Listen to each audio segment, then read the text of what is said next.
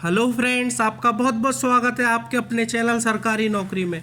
तो आज की इस वीडियो में एसएससी सीजीएल 2021 में टायर फर्स्ट में जिनका एग्ज़ाम 11 अप्रैल 2022 में हुआ था, उसके शिफ्ट फर्स्ट में आए हुए 25 जीके के जो क्वेश्चन है वो डिस्कस किए हैं और इन क्वेश्चनों से रिलेटेड जो भी इंपॉर्टेंट पॉइंट्स बनते हैं वो भी मैंने इस वीडियो में बताए हैं। तो जो भी स्टूडेंट एसएससी सीजीएल की प्रिपरेशन कर रहे हैं उनके लिए वीडियो बहुत अधिक रोल प्ले करेगी, इसलिए वीडियो को बिना स्किप करते हुए पूरा देखें, अच्छे से नोट्स बनाएं और समझने की कोशिश करें कि एसएससी एग्जाम में किस तरह के क्वेश्चन पूछे जाते हैं। ठीक है भाई, तो आज के सेशन को शुरू करने से पहले जो चैनल पर नए हो चैनल को सब्सक्राइब कर लो, बेल आइकन प्रेस कर लो, क्योंकि एग्जाम से रिलेटेड वीडियो हम इस चैनल पर आपके लिए लाते रहते हैं। तो सेशन को शुरू करते हैं आज के फर्स्ट क्वेश्चन के साथ।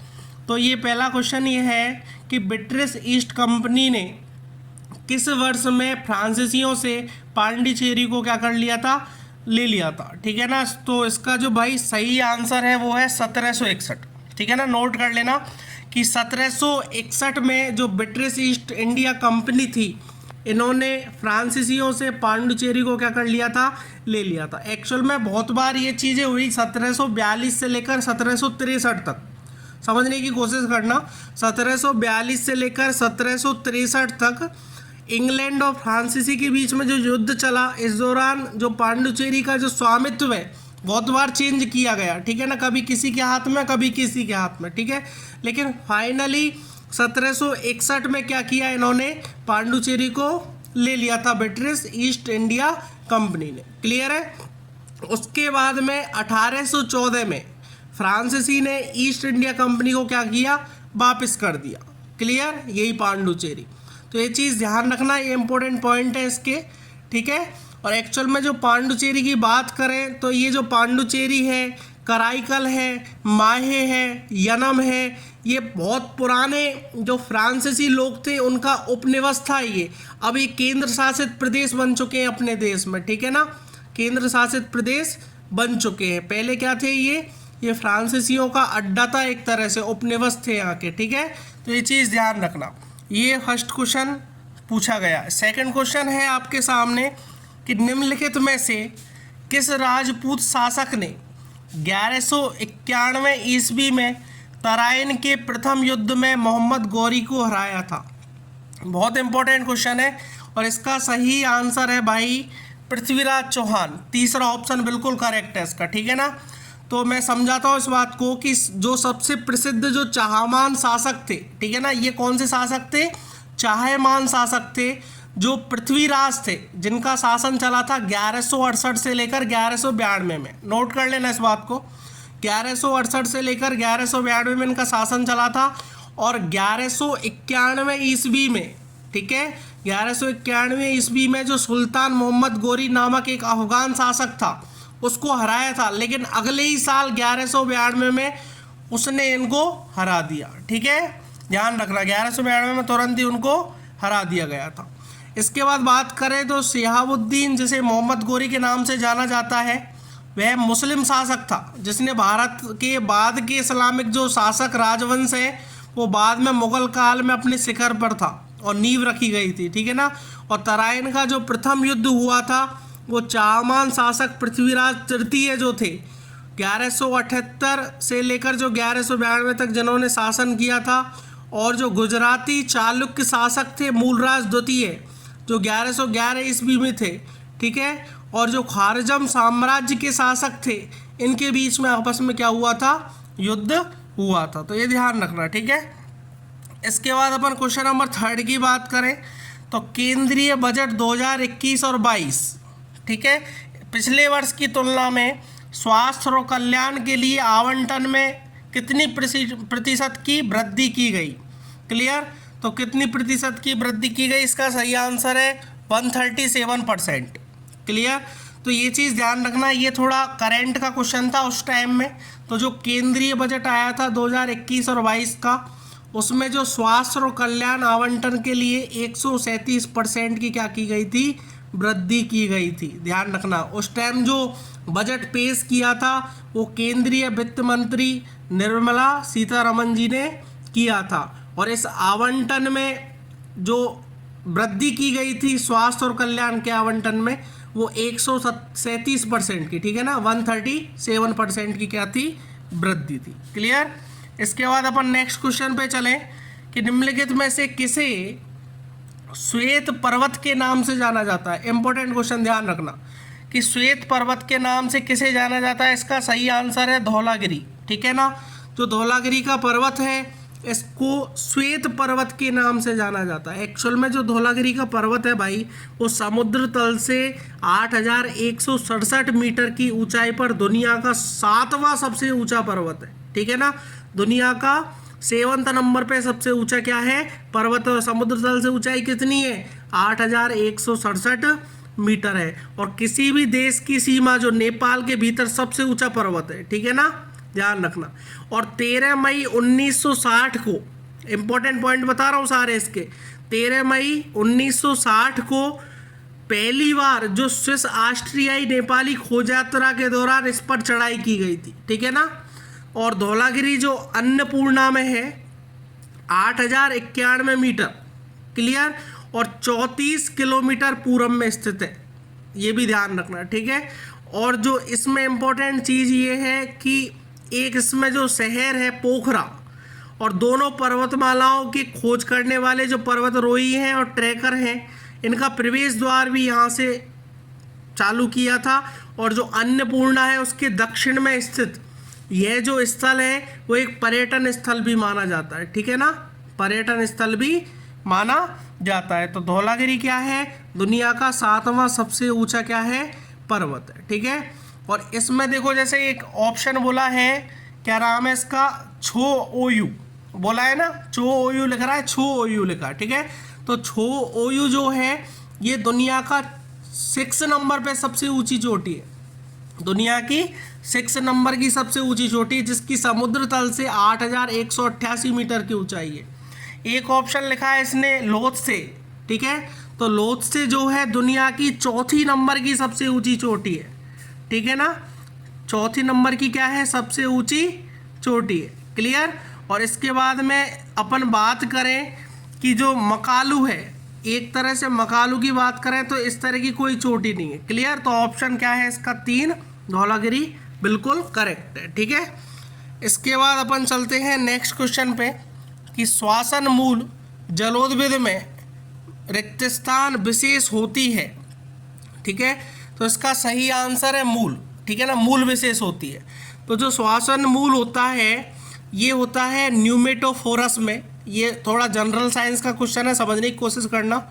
न्यूमेटोफोरस में होता है और विशेष मूल संरचनाएं होती हैं जो पानी की सतह से निकलती हैं, ध्यान रखना, ठीक है ना। और जो श्वसन मूल जो विशेष मूल है जो हवा तक पहुंचने के लिए पानी या मिट्टी में से ऊपर निकल आती है, और दलदली जो ज्वालीय पेड़ होते हैं उन तत्वों के लिए क्या करती है, ये ऑक्सीजन प्राप्त करती है। ये काम होता है श्वसन मूल का, ठीक है। तो श्वसन मूल जलोद्भिद में क्या होता है, मूल विशेष होती है, क्लियर। ये ऑप्शन था इसका। इसके बाद बात करें अपन निम्नलिखित में से भारत में कौन सा एक अप्रत्यक्ष कर है। तो अप्रत्यक्ष कर माना गया है भाई, इसका सही आंसर है कि माल एवं सेवा कर, ठीक है ना। जो वस्तु कर होता है या सेवा कर होता है वो एक तरह से अप्रत्यक्ष कर होता है, और भारत का यह कौन सा कर है, अप्रत्यक्ष कर है। देखो समझने की कोशिश करना, प्रत्यक्ष कर किसको बोलते हैं, जो कर सीधे सरकार को चुकाया जाता है और सीधे करदाता पे लगाया जाता है, ठीक है ना, इसको बोलते हैं अपन क्या, प्रत्यक्ष कर। जैसे प्रत्यक्ष करों में उदाहरण के लिए अपन बात करें जो इनकम टैक्स वाला है, न्यूनतम जो वैकल्पिक कर है, जो लाभांश का वितरण होता है वो कर है, लेन देन वाला जो कर है, ये सब कुछ किस में आता है, प्रत्यक्ष कर में।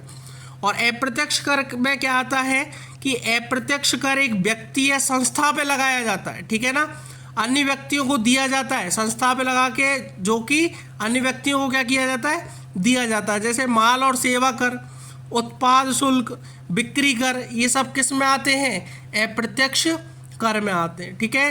जैसे वस्तु एवं सेवा कर में क्या आता है, जिसका आंसर फर्स्ट है माल एवं सेवा कर, इसमें क्या आता है, जो जीएसटी है ना, ये किस में आता है, अप्रत्यक्ष कर में आता है, ठीक है।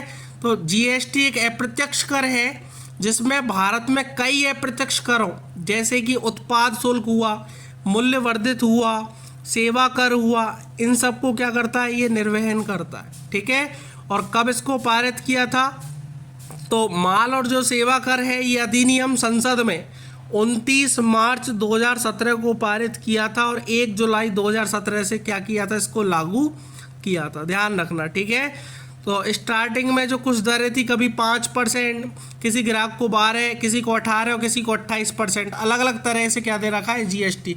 तो इसी को बोलते हैं वस्तु एवं सेवा कर। क्लियर है, तो ऑप्शन ए क्या है इसका, करेक्ट है।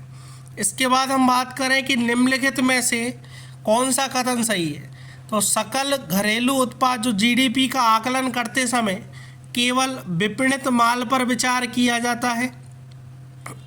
दूसरा है, एक महिला द्वारा अपने घर पर किया गया कार्य सकल घरेलू उत्पाद के दायरे में नहीं आता है।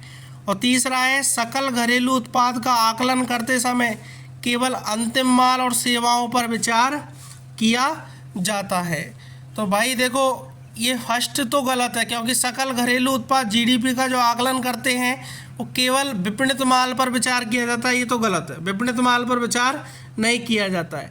जो जीडीपी होती है, ठीक है ना, इसमें अंतिम माल और सेवाओं पर भी क्या किया जाता है, विचार किया जाता है। तो पहला ऑप्शन तो गलत है इसका। सेकंड में बात करें कि एक महिला द्वारा अपने घर पर किया गया कार्य सकल घरेलू उत्पाद के दायरे में नहीं आता है, बिल्कुल सही बात है, ये दायरे में इसके में नहीं आता है। जो सकल घरेलू जो उत्पाद है ये किस नाम से जाना जाता है, कि एक निश्चित समय अवधि में किसी देश की सीमाओं के भीतर उत्पादित जितने भी तैयार माल और सेवाएं होते हैं, ठीक है ना, इन्हीं को कुल मौद्रिक या बाजार मूल्य सकल घरेलू उत्पाद जीडीपी बोलते हैं। ठीक है ना, और ये जो महिलाओं के द्वारा उत्पाद किया जाता है ये बिल्कुल कथन सही है, घरेलू उत्पाद के दायरे में नहीं आता। ठीक है, और थर्ड में बात करें कि सकल घरेलू उत्पाद का आकलन करते समय केवल अंतिम माल और सेवाओं पर विचार किया जाता है, तो भाई बिल्कुल सही है, अंतिम माल और सेवाओं पर इसका क्या किया जाता है, विचार किया जाता है। तो इसका सही आंसर है फोर्थ ऑप्शन, केवल सेकंड और थर्ड। क्लियर है। इसके बाद अपन क्वेश्चन नंबर 8 की बात करें कि प्राचीन भारत का एक महत्वपूर्ण बंदरगाह, ठीक है ना, किस शहर में था, मतलब जो शहर था ना उसका नाम क्या था एक तरह से। ठीक है, तो इसका सही जो आंसर है भाई वो है ताम्रलिप्ति। ठीक है ना, तो ताम्रलिप्ति जो है वो प्राचीन भारत का एक महत्वपूर्ण बंदरगाह शहर था। जो ताम्रलिप्ति है ये बंगाल की खाड़ी का जो तट है वहाँ पर स्थित एक बहुत पुराना जो बंगाल बंदरगाह शहर है। ठीक है ना, और जो सुहामा साम्राज्य था उसकी राजधानी थी। क्लियर है, और ये आमतौर पर जो पश्चिम बंगाल के पूर्व मेदिनीपुर के जो आधुनिक ताम्लुक शहर है ना उनके लिए जिम्मेदार था।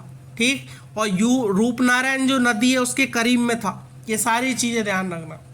देखो जैसे ताम्रलिप्ति लिखा हुआ है तो इसमें जो ताम्र है संस्कृत का शब्द है जो कि तांबे पर निर्भर करता है। क्लियर, तो ये चीज़ ध्यान रखना कि ताम्रलिप्ति जो है वो प्राचीन भारत का एक महत्वपूर्ण क्या है, बंदरगाह है। क्लियर, जैसे इसमें और भी ऑप्शन दिए हैं कि अही छत्र। अभी अही छत्र क्या था, कि जो अही छत्र था ये उत्तर प्रदेश में बरेली ज़िला है, वहाँ की जो आंवला तहसील है उसका जो समकालीन रामनगर गांव के पास ये स्थित है अही छत्र। ठीक है ना, और उत्तरी पांचाल की प्राचीन राजधानी हुआ करती थी। महाभारत में जो वर्णित एक उत्तरी भारतीय राज्य है ना वो बोला जाता था अही छत्र।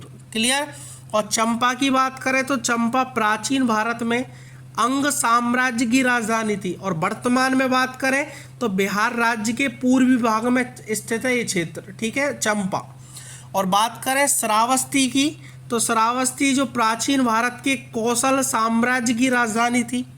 ठीक है, और वहीं पर बुद्ध ने जो आत्मज्ञान के बाद में अधिकांश समय बिताया था ना वो जगह यही है, श्रावस्ती। ठीक है, तो ध्यान रखना ताम्रलिप्ति जो है वो प्राचीन भारत का एक महत्वपूर्ण बंदरगाह है। क्लियर, इसके बाद क्वेश्चन अपन नेक्स्ट पे बात करें 9 पे, तो क्वेश्चन 9 है कि आप निम्नलिखित में से किस महासागर से रिंग ऑफ फायर को संबंध करेंगे। ठीक है ना, तो भाई रिंग ऑफ फायर क्या है, पहले तो ये समझने की कोशिश करना कि रिंग ऑफ फायर है एक तरह से सरकम पैसिफिक बेल्ट के रूप में भी इसे जाना जाता है, ठीक है ना। क्या नाम से? सरकम पैसिफिक बेल्ट के रूप में भी इसे जाना जाता है, जो कि सक्रिय ज्वालामुखियों, जो सक्रिय ज्वालामुखी होते हैं और जो भूकंप कंटिन्यूस आता रहता है वो प्रशांत महासागर के एक इस तरह के पथ पे से आता रहता है, ठीक है ना, ध्यान रखना। तो प्रशांत महासागर इसका बिल्कुल करेक्ट आंसर है, ठीक है ना। तो प्रशांत महासागर से क्या करते हैं, इसको रिलेट कर सकते हैं अपन, ठीक है ना। और काफ़ी हद तक बात करें तो जो प्लेट होती है ना इसकी, उसका परिणाम है प्लेट टेक्टोनिक्स का, ठीक है, जहाँ पर विशाल प्रशांत प्लेट इसके चारों ओर है और कम घने गिलेटों के साथ संपर्क में रहती है, ठीक है। और पृथ्वी के जो अधिकांश ज्वालामुखी विस्फोट या भूकंप जो भी होते हैं वो रिंग ऑफ फायर के साथ ही होते हैं। क्लियर? तो ये प्रशांत महासागर से क्या है, इसको रिलेट किया जा सकता है। इसके बाद क्वेश्चन नंबर 10 देखें कि निम्नलिखित में से कौन 2021 में मार्च में उत्तराखंड के मुख्यमंत्री बने थे, ठीक है ना। तो भाई उत्तराखंड के जो मुख्यमंत्री बने थे 2021 में, वो भाई बने थे तीरथ सिंह रावत।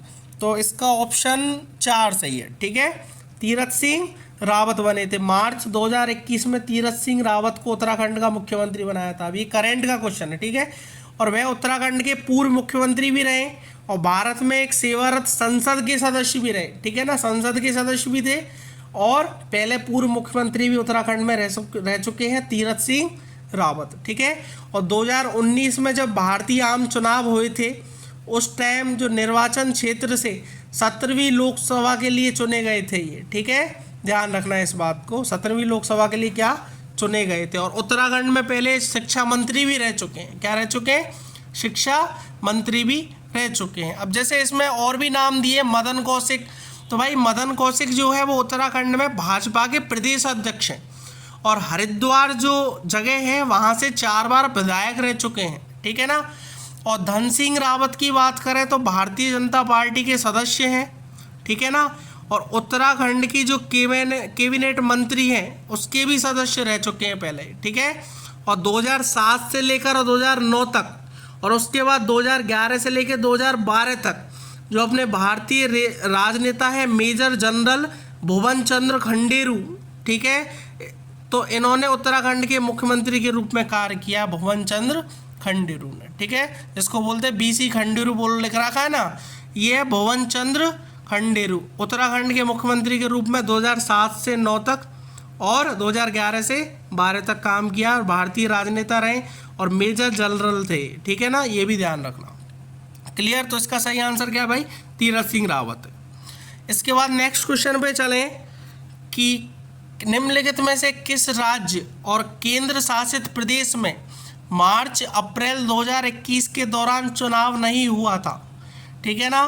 तो भाई इसका जो सही आंसर है वो ये है कि बिहार, ठीक है ना। तो बिहार में उस टाइम चुनाव नहीं हुए थे, ठीक है ना, क्योंकि बिहार में मार्च अप्रैल 2021 के दौरान चुनाव नहीं हुए थे क्योंकि 17वीं जो बिहार की विधानसभा के सदस्य थे उनको अक्टूबर से लेकर नवंबर तक 3 भागों में चुना गया था। क्लियर है? अक्टूबर से लेकर नवंबर तक 3 भागों में चुनाया गया था।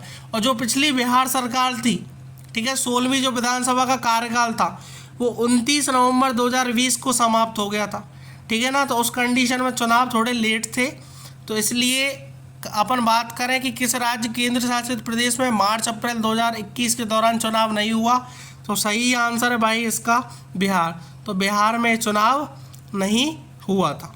क्लियर? इसके बाद चलते हैं अपन नेक्स्ट क्वेश्चन पे। क्वेश्चन नंबर 12, निम्नलिखित में से कौन द सीक्रेट ऑफ द वेद पुस्तक के लेखक हैं, ठीक है। तो इसका सही आंसर है भाई 3rd ऑप्शन, श्री अरविंदो।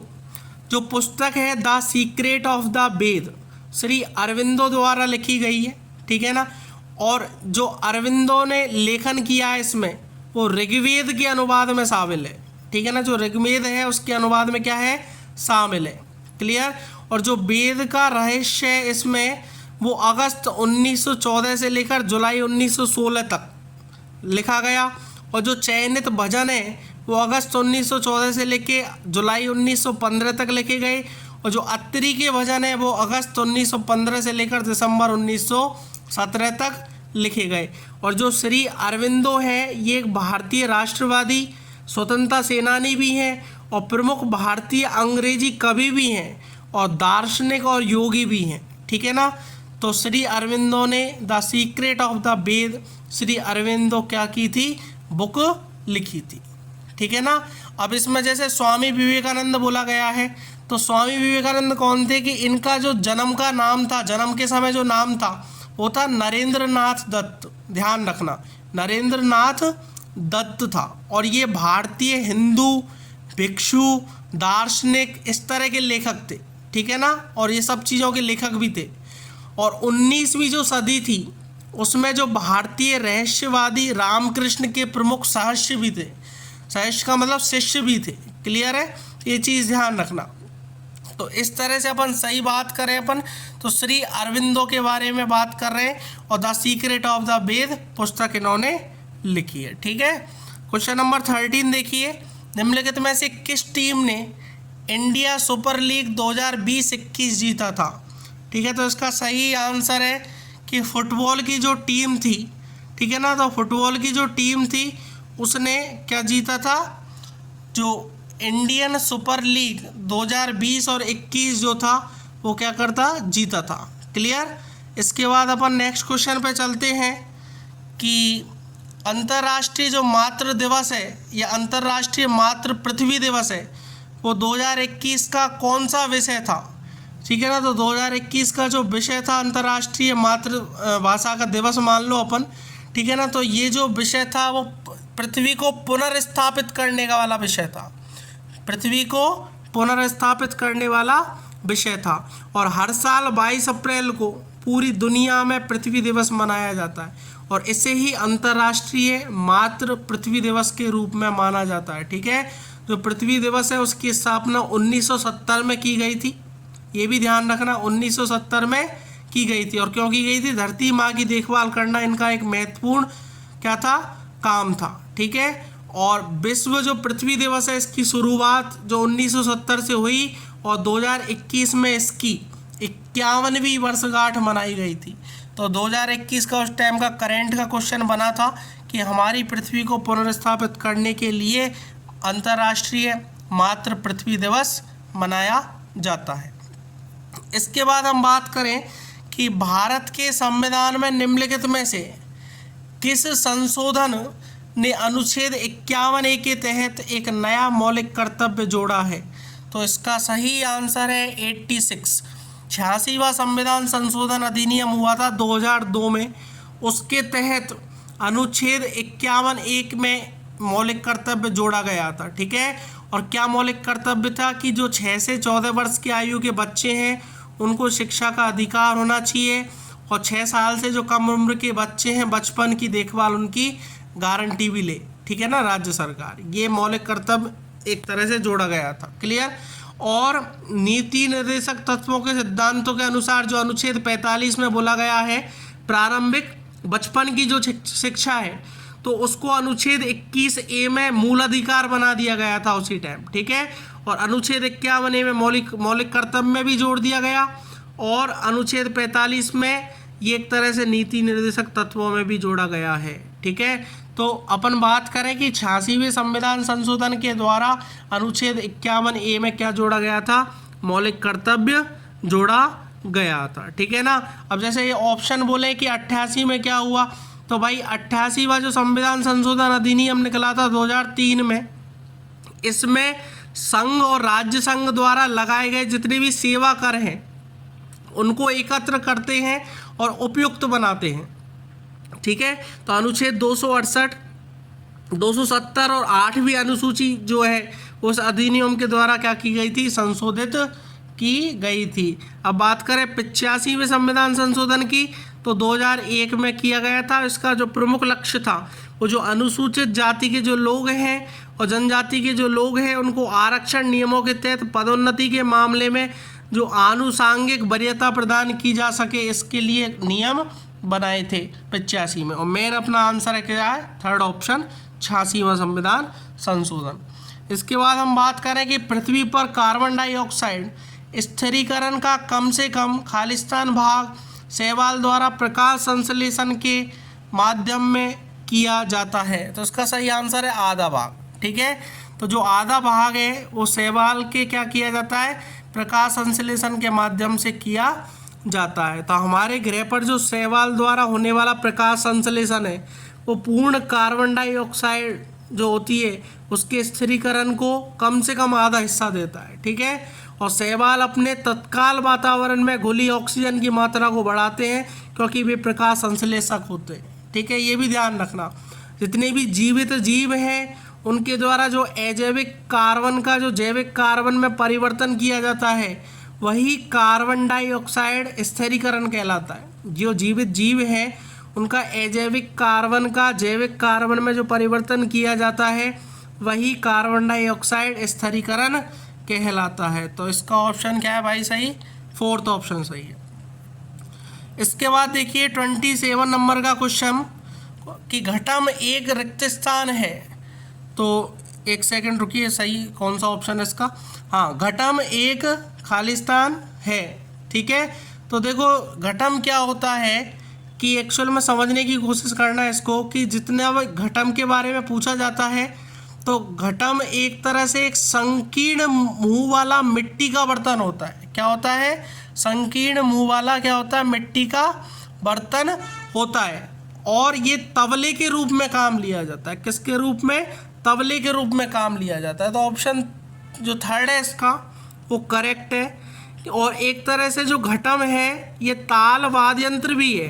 ठीक है, और भारतीय प्रदर्शनों की जो सूची होती है उसमें भी इसको लगाया जाता है और पहले ये चलता था 5000 वर्षों पहले। ठीक है, और जो सकरे मुंह का मिट्टी का बर्तन बनाया जाता था और थोड़ी मात्रा में चिकनी मिट्टी और पानी का उपयोग करके इसकी ध्वनि में काफ़ी उतार चढ़ाव लाया जा सकता था। ठीक है, तो इसका सही आंसर क्या है, ऑप्शन थर्ड। इसके बाद हम बात करें कि निकोबार द्वीप समूह की जनजातियों रिक्त स्थान के दौरान परिवार के मुखिया की दिवंगत आत्मा को श्रद्धांजलि देती है। ठीक है, तो इसका सही आंसर है ओसुअरी पर्व।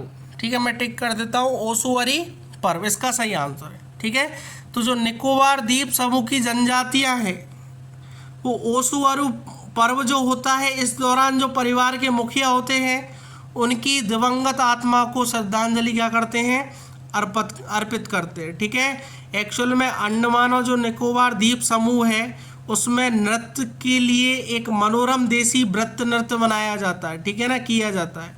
तो उस तरह की कहानी जो मृत मुखिया होता है उसको समर्पित किया जाता है इस तरह से। ठीक है, और पूरी चांदनी में लहराते जो ताड़ के वृक्ष हैं उनके तले रात भर ये नृत्य देखा जाता है और जो कलाकार हैं नारियल के पत्ते पहनकर जो पारंपरिक संगीत के साथ मधुर क्या करते हैं, शुरुआत करते हैं। ये कहानी है इसकी भाई ओसुअरी पर्व की। अब बात करें नेक्स्ट क्वेश्चन पे 19वां, निम्नलिखित में से किस दिन विश्व जल दिवस के रूप में मनाया जाता है। तो विश्व जो जल दिवस है वो मनाया जाता है अपना 22 मार्च को। ठीक है भाई, किसको, 22 मार्च को। तो विश्व जल दिवस 22 मार्च को मनाया जाता है और वार्षिक संयुक्त राष्ट्र जो UN है उसका एक तरह से स्वर्ण उत्सव है। ठीक है ना, और जो स्वच्छ पानी के महत्व पर जोर देता है, जो स्वच्छ पानी है उसके महत्व पर क्या करता है, ये जोर देता है। और दूसरी बात कि इस दिन स्थायी जो मीठे जल स्रोत है उसके प्रबंधन को भी मनाया जाता है। क्लियर है, जो स्थायी जो मीठे जल के स्रोत है उसका प्रबंधन भी क्या करते हैं, इसको मनाते हैं। ठीक है, तो ये चीज़ ध्यान रखना, जो विश्व जल दिवस है वो 22 मार्च को मनाया जाता है। इसके बाद क्वेश्चन नंबर नेक्स्ट 20, लॉटरी विनिमय अधिनियम किस वर्ष पारित किया गया था। तो भाई 1998 में किया गया था, ये तो याद होना चाहिए, इंपॉर्टेंट क्वेश्चन है, पहले भी 1-2 एग्जामों में आ चुका है। लॉटरी विनिमय जो अधिनियम है वो सन 1998 में पारित किया गया था। एक्चुअल में क्या था, 1998 को जो लॉटरी विनिमय अधिनियम कानून एक महत्वपूर्ण हिस्सा बना था, जो कि केंद्र सरकार के द्वारा जो भारतीय लॉटरी के संचालन में जो विस्तृत मानक क्या करता था, स्थापित करता था। जो लॉटरी होती है ना, उस तरह के कानून इसमें बने थे। ठीक है। और राज्य सरकारों को कुछ शर्तों के तहत लॉटरी का संचालन और विनिमय करने की अनुमति भी देता था, ठीक है। और 7 जुलाई 1998 को पारित किया था, 2 अक्टूबर 1998 को लागू हुआ, ठीक है। और 1998 को जो लॉटरी का विनिमय अध्यादेश है ये निरस्त भी कर दिया गया था। क्लियर है, 1998 में इसको निरस्त भी कर दिया गया था, ध्यान रखना इस बात को। क्लियर है, तो सही आंसर क्या है भाई 1998। इसके बाद हम बात करें कि पौधों का संख्यात्मक वर्गीकी निम्नलिखित में से किस पर आधारित है। तो इसका सही आंसर जो है वो है सभी अवलोकनीय गुणों, ठीक है। तो फर्स्ट ऑप्शन इज करेक्ट। अपन बात करें क्या पूछ रहा है, पौधों का संख्यात्मक वर्गीकी निम्नलिखित में से किस पर आधारित है। तो जो संख्यात्मक वर्गीकी है एक जैव व्यवस्थित वर्गीकरण तंत्र है जो कि उनके गुणों के आधार पर संख्यात्मक जो इकाई है उनके संख्यात्मक समूह से संबंधित है। क्लियर है, और जो इनका लक्ष्य है व्यक्तिपरक संपत्ति जो मूल्यांकन के बजाय जो संख्यात्मक एल्गोरिदम जैसे गुच्छ विश्लेषण होते हैं उनका उपयोग करके एक वर्गीकरण करना होता है। क्लियर है, और रॉबर्ट आर जो सोकल हैं और पीटर एच स्नेथ, दो नाम हैं, इन्होंने पहली बार 1963 में इस विचार पर प्रस्ताव रखा था और उसके बाद में उन्हीं लेखकों के द्वारा इनका विस्तार भी किया गया। तो पौधों का संख्यात्मक वर्गीकी निम्नलिखित में से किस पर आधारित है, सभी अवलोकीय गुणों पर आधारित है। इसके बाद हम बात करें नेक्स्ट क्वेश्चन पे कि रामसर कन्वेक्शन के अनुसार निम्नलिखित में से कौन सा विश्व आर्द्रभूमि दिवस है। ठीक है, तो भाई आर्द्रभूमि जो दिवस है वो है 2 फरवरी। ठीक है, तो विश्व आर्द्रभूमि दिवस एक पर्यावरणीय उत्सव है अपने में जो कि 1971 में इसकी शुरुआत हुई थी। और क्यों की गई थी कि पर्यावरण जो विद हैं और जो समूह है आर्द्रभूमि के संरक्षण के और जो प्रेम की पुष्टि करने के लिए जो एकत्र जगह है और जो जल निकाय हैं इनको अच्छे से रख रखाव करने के लिए और पारिस्थितिकी स्वास्थ्य प्रदान करने के लिए इस 2 फरवरी को आर्द्रभूमि दिवस के रूप में मनाया जाता है। ठीक है, और एक तरह से ये जो है आर्द्रभूमि दिवस ये दुनिया का आर्द्रभूमि के अच्छे प्रभाव के साथ साथ तो प्रकृति माँ के लाभ के लिए जो लोगों को एक साथ लाने के लिए महत्व पर भी क्या करता है, जोर देता है। इसके बाद हम बात करें नेक्स्ट क्वेश्चन 23 पर कि पूर्व स्पेनिश फुटबॉलर एंटोनियो लोपेज हवास निम्नलिखित में से किस फुटबॉल टीम के हीरो ISL 2020-21 में कोच थे। तो ठीक है भाई, ये करेंट का क्वेश्चन है, ध्यान रखना। इसका सही आंसर जो है वो है अपना ATK मोहन बागान। ठीक है ना, ATK मोहन बागान। अब पूर्व जो स्पेनिश फुटबॉलर हैं, ठीक है, और एंटोनियो लोपेज हवास जो कि ATK मोहन बागान के हीरो ISL 2020-21 में कोच थे। क्लियर, और स्पेनिश पेशेवर फुटबॉलर जो लीग है उसके पहले पूर्व मतलब डिफेंडर और मैनेजर भी रह चुके। और 15 मार्च 2020 को इनको नवनिर्मित ATK मोहन बागान के साथ हस्ताक्षर भी किया गया था। क्लियर है, तो इन चीज़ों को ध्यान रखना कि पूर्व स्पेनिश फुटबॉलर एंटोनियो लोपेज हवास निम्नलिखित में से किस फुटबॉल टीम के हीरो ISL 2020-21 में कोच थे, तो ATK मोहन बागान थे। इसके बाद नेक्स्ट क्वेश्चन की बात करें कि भारत के राष्ट्रीय चिन्ह को किस दिन अपनाया गया था। तो भाई भारत का जो राष्ट्र चिन्ह है, ठीक है ना, भारत का जो अपना राष्ट्र चिन्ह है वो अपनाया गया था 26 जनवरी 1950 को। किस दिन, 26 जनवरी 1950 को अपनाया गया था। एक्चुअल में जो अशोक स्तंभ की शेर की राजधानी है, ठीक है ना, सारनाथ उत्तर प्रदेश में जो स्थित है, ठीक है ना, उसके पर आधारित जो भारतीय गणराज्य की एक प्रतिनिधि मोहर लगी थी इस पे। ठीक है, जो अशोक स्तंभ की जो शेर की राजधानी थी, ठीक है, तो उत्तर प्रदेश में स्थित है ये, ठीक है ना, सारनाथ, तो उसके हिसाब से यहाँ पर मोहर लगी थी। और सत्यमेव जयते भारत का राष्ट्रीय प्रतीक का आदर्श वाक्य सत्य की ही जीत होती है। ठीक है, तो इस तरह से जो चिन्ह भी हैं अब हम बात करें कि राष्ट्रीय प्रतीक को कहाँ कहाँ सार्वजनिक भवनों पर प्रदर्शित किया जा सकता है, तो जो राष्ट्रपति भवन है वहाँ पर, संसद भवन जो अपना सुप्रीम कोर्ट है, उच्चतम न्यायालय, केंद्रीय सचिवालय के भवन, राजभवन और राजनिवास, राज्य विधायिका, उच्च न्यायालय, हाई कोर्ट, राज्यों या केंद्र शासित प्रदेशों के जो भी सचिवालय भवन हैं, विदेशों में जो भारत के राजनयिक मिशन का परिसर है और जिन देशों में उन्हें मान्यता प्राप्त है वहाँ के जो मिशनों के प्रमुख के आवास हैं, और इमारतों के सामने के दरवाजे पर जहाँ भारत के वाणिज्य दूतावास स्थित हैं, इन सब जगह पर अपन राष्ट्रीय प्रतीक को लगा सकते हैं। और 26 जनवरी 1950 को इस दिन इसको अपनाया था। इसके बाद में लास्ट क्वेश्चन था ये उस पेपर का, तो आप देख लीजिए, प्रदूषण की डिग्री या तीव्रता को कम कर रहा है या समाप्त कर रहा है, तो इसका सही आंसर है उपशमन।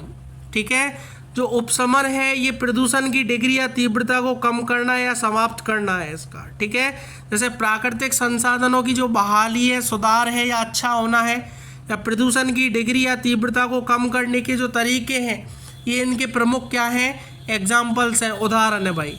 ठीक है, और अपन बात करें जो बातन है, बातन इसमें ऑप्शन दे रखा है ना बातन, तो बातन एक तरल या अन्य तरल पदार्थ जैसे पदार्थ के माध्यम से मिश्रण या घुलने के माध्यम से हवा का संचलन है। ठीक है, और जो ये दे रखा है अपना नेक्स्ट उपशमन, जो इसका आंसर है, तो उपशमन होता है एक भौतिक या रासायनिक घटना है जिसमें परमाणु, अणु और जो आयन है ये एक तरल या ठोस सामग्री जैसे स्थूल प्रावस्था में प्रवेश करते हैं। ठीक है, तो ये चीज़ ध्यान रखना, उपशमन ही प्रदूषण की डिग्री या तीव्रता को कम कर रहा है या समाप्त कर रहा है।